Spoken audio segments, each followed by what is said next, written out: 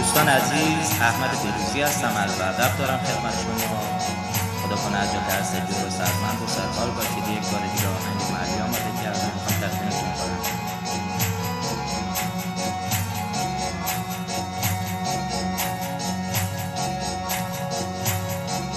الا دختر نگاهی تازه داری، تو را دوست دارم و بیگانه داری، تو را دوست دارم و بیگانه داری.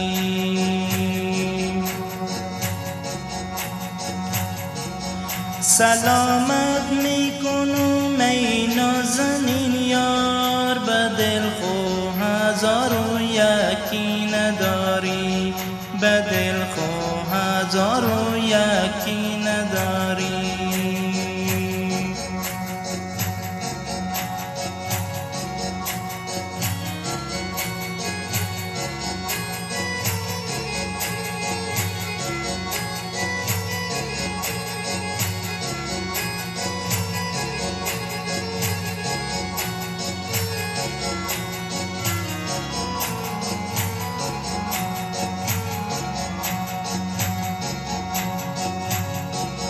به پشت بام بدیدم من پری را، کمر باریک بازو بند زری را، کمر باریک بازو بند زری را.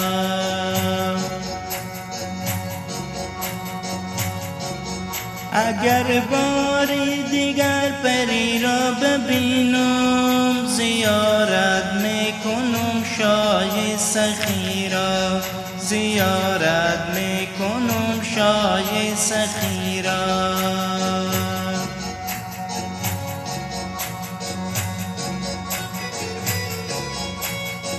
با صدای احمد فیروزی.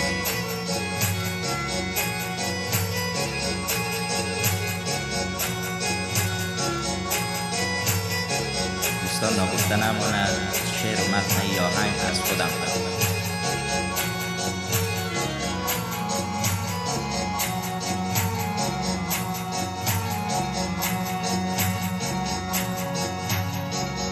الا دختر نگفتم گپ دل را، صدایت میزنم دلبر خود را، صدایت میزنم دلبر خود را.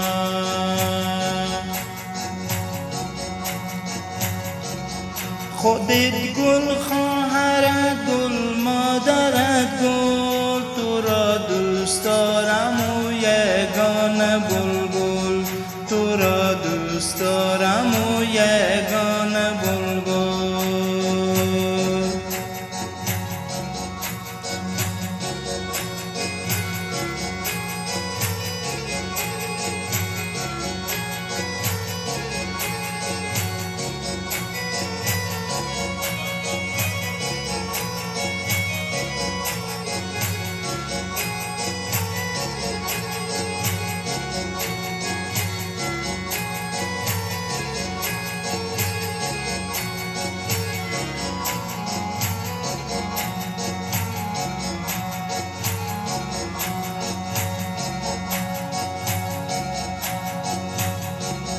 الا دختر مرا بیچاره کردی، میان عاشقا آواره کردی، میان عاشقا آواره کردی.